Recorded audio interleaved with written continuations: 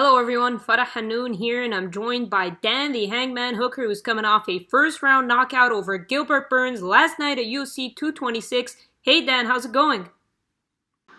Yeah, I'm good. How are you? I'm doing good. Congratulations on the win.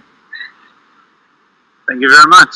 Fantastic win. I was pretty surprised when you in your post fight interviews you were giving yourself a B minus. Why? Ah, I'm not too sure. I feel like, I was still pretty pumped up on adrenaline. I just felt like it was going to be a more difficult fight, a more difficult exchange, like more to understand. Uh, yeah, I thought it was pretty straightforward, and yeah, I just felt like the finish could have come a bit cleaner. I don't know. I'm always critical of myself. Is it B minus in terms of satisfaction, as in because the fight wasn't long, or is that because I heard you talk about like all of that training and it turns out to be just a short fight? Yeah, probably with the kind of fight it turned out to be. I thought it was going to be a very tough fight, but it turned out fairly straightforward. But I mean, obviously, there's the big advantage of coming out unscathed, right? You did come out unscathed, didn't you? Yeah,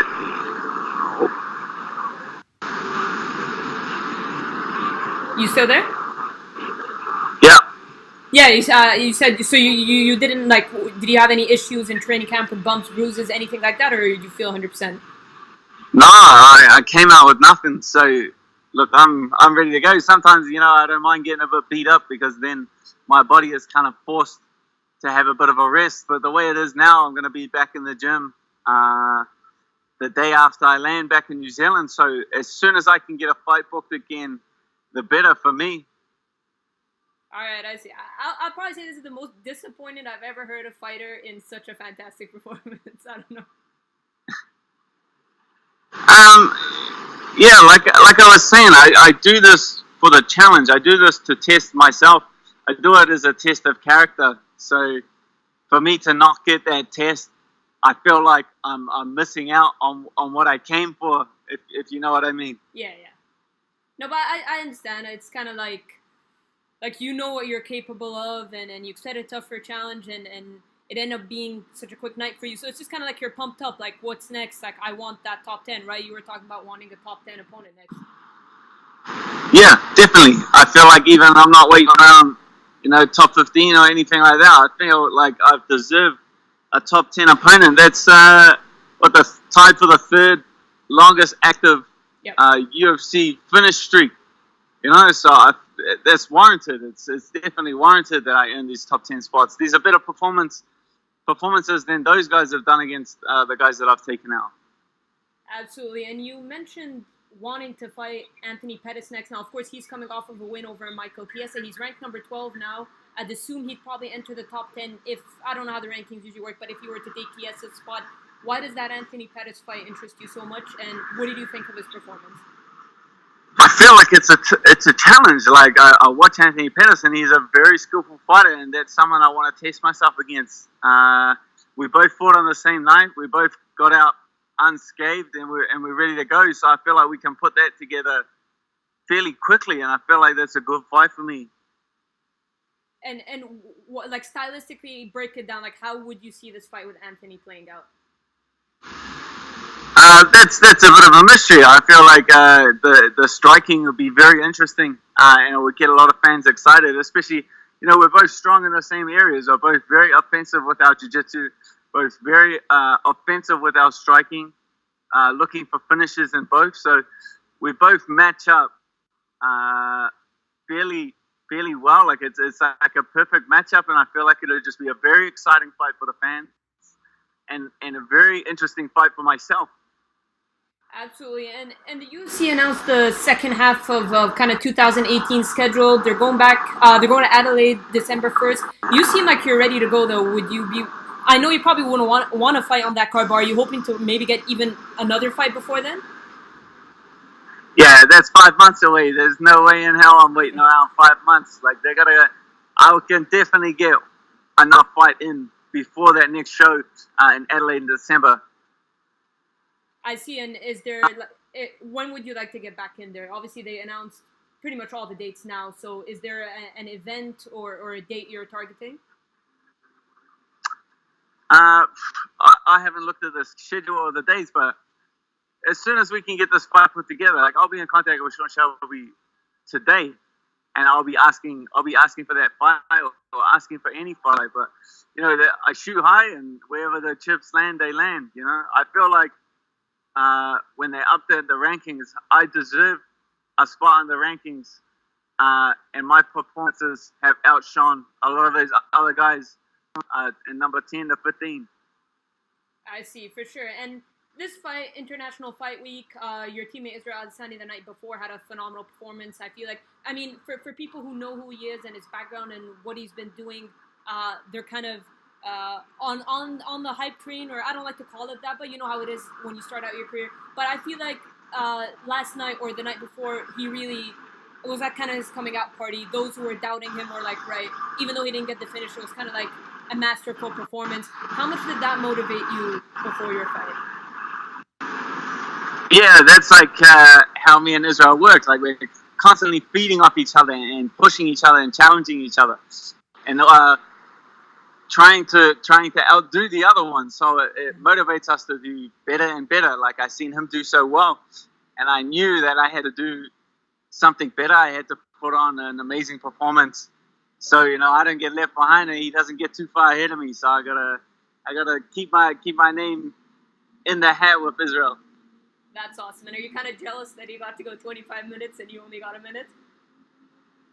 That was a good fight. Like his and Brad fight is something that I won. I feel like I'm a 25-minute fighter. So as soon as I can get to these main events, the better. My style is built for a longer fight, and I feel like over a long period of time, there's not many guys that can get me out of there. So I'm looking forward to getting those 5 rounds. I'm very jealous that he got to go 5 rounds.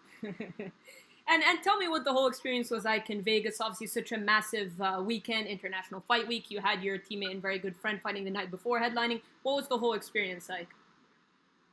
Yeah, it was incredible. It was an incredible week. Just the amount of fans that were here and the interest in the sport. There was fans at the hotel all week.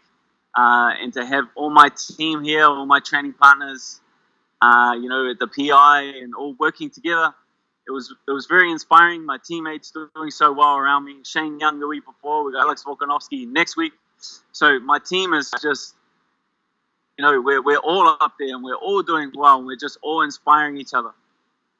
And what does that mean for New Zealand MMA? Unfortunately, we're not going to see an event in New Zealand this year, but you feel like with what's going on right now, this wave that we're going to see another event, maybe a big event, maybe a pay-per-view in the future for 2019? Yeah, I feel like that's inevitable, with the success of my team and, Israel and myself.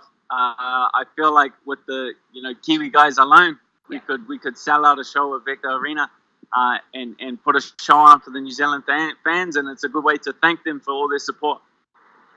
For sure. And a couple more before I let you go. I appreciate the time.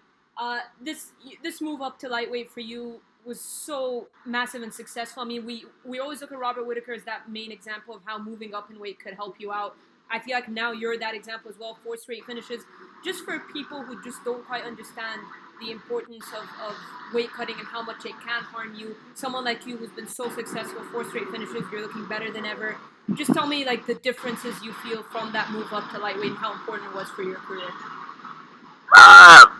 It's all personal. I can't, recommend anyone else. I don't know them. I don't know their body. But for me and myself, was just doing my skills a disservice. It was taking away from my ability to think inside the cage and react and be the fighter that I truly am. So for me, it was a great move. But if these guys want to keep cutting this weight, I'm going to keep knocking them out, because you can see by Gilbert Burns, he dropped too much weight, and that was affecting his ability to take a punch. Like the punches I were hitting him with were not hard shots.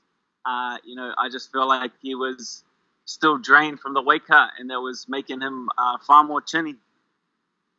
And yeah, because when you move up to lightweight, you're fighting bigger, stronger guys technically, but when you're cutting so much weight, Whittaker said this right after he moved up. He's like, obviously he's fighting like monsters like Yoel Romero, but he felt like there wasn't enough water in his brain when he was taking those shots. So how would you compare like getting punched in the face while you're at featherweight as opposed to lightweight? Do you feel a big difference because you're not cutting so much weight? Yeah, like I've always had a strong chin. It's just something that I don't rely on anymore. So it's not, now that I'm able to think, I feel like I get hit a heck of a lot less than I do at featherweight. You know, when I'm standing there like a zombie eating shots because I can't move my head, is the reason I'm getting hit so much. So now that I'm up at lightweight and I'm fighting as myself and I'm able to move and fight the way I'm supposed to fight, I'm not being hit. So I'm taking far less damage by moving up. Absolutely. One last thing, I really do appreciate your time. Do you have any final words? You said you want Anthony Pettis next. You want to get back in there as soon as possible. Do you have any kind of final words or kind of a challenge that you want to, or a call out that you want to do? Yeah, Anthony Pettis, you know, he got out of there injury-free. Let's get it booked. Let's get in touch with the matchmakers and let's get it put together. This is the one that my fans want to see. I asked them who I wanted to fight next, and York name came up. So let's put it together. Absolutely awesome, Dan. Thank you so much for your time. I appreciate it. It's not real unfortunate you didn't get the bonus because I felt like that was a bonus-worthy performance. A lot of good performances tonight, but I really felt like you deserved that bonus. Congratulations again on your win, Israel's win, and all the success that New Zealand MMA is having. And we'll talk soon. Thank you very much.